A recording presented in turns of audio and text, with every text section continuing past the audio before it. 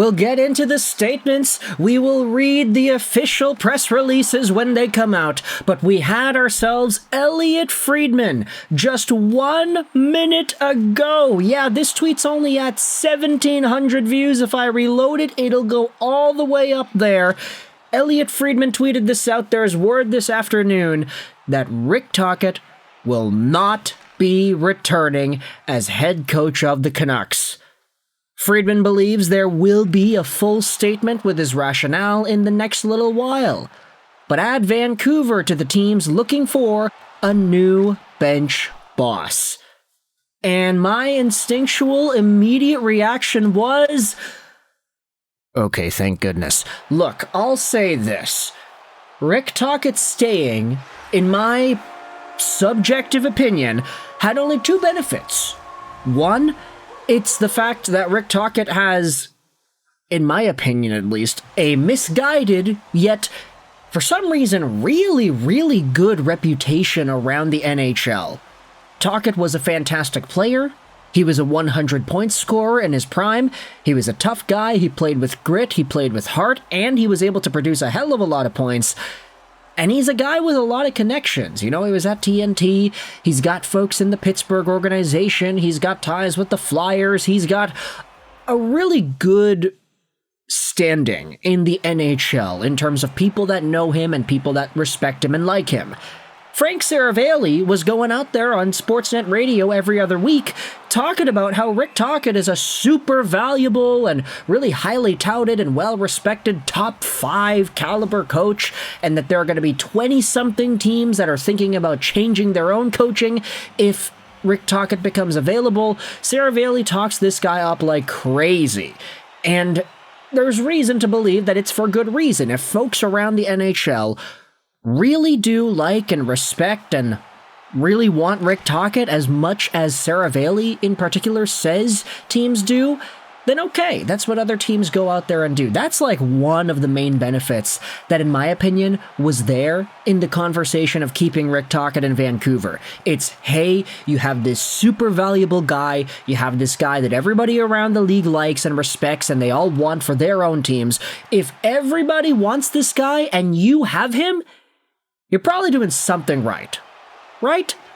Coach of the Year last year, took a Vancouver Canucks team to the Game 7 of the second round, and there was a lot of momentum and hype and everything from last season. So that's the positive, right? You want to build off of that reputation. You want to have the guy that everybody else wants. He's the coach all the teams want, and Vancouver had him. The second positive that I was thinking about when keeping Rick Tocchet was on the table was Quinn Hughes, and keeping that guy happy. Because it was very well documented that Quinn wants Tocchet to stay. He likes Rick Tocchet. He really respects Rick Tocchet. He went to bat for Rick Tocchet. He did all this and that and everything else. So if you want to keep Quinn happy, because that should be, maybe it isn't, but it should be the main priority in this thing. If you want Quinn Hughes to stick around, you gotta make these decisions to cater to him and what it is that he wants. And I know it's like kind of misguided to say, oh yeah, this player is so important, you just gotta do everything that he wants. Bring his brothers here, bring Tocchet back, choose Pettersson over Miller. Some folks outside of Vancouver might think, wow, that's kind of ridiculous. You guys are catering your managerial decisions because of the preferences of one guy on the team. And my question to you is, yeah, have you seen Quinn Hughes play? This guy is the best player on the team by far. He's the most consistent player on the team. There is no other player on the Vancouver Canucks that has had as high of a level of an impact as Quinn Hughes, and who has done it as consistently as Quinn Hughes, at least when he's in the lineup and when he's not injured. This guy is the real deal. He is the franchise-defining player that Elias Pettersson was supposed to be, that Thatcher Demko was supposed to be. These other guys, they're not there because they're either getting hurt or they're inconsistent. Quinn Hughes was hurt for this season, but a part of me does believe that if he was just healthy the entire time, Vancouver probably would have had a few more wins under their belt. That's just my guess right there. But you got to keep Quinn Hughes happy. That was the other note that everybody was talking about with Rick Tocchet and keeping talk around. That being said, even though there are some positives to keeping Tocchet, there were some negatives too. One, I just don't agree with his coaching style. I don't like the emphasis that he places on north-south hockey. I don't like the emphasis that he places on two-way skill.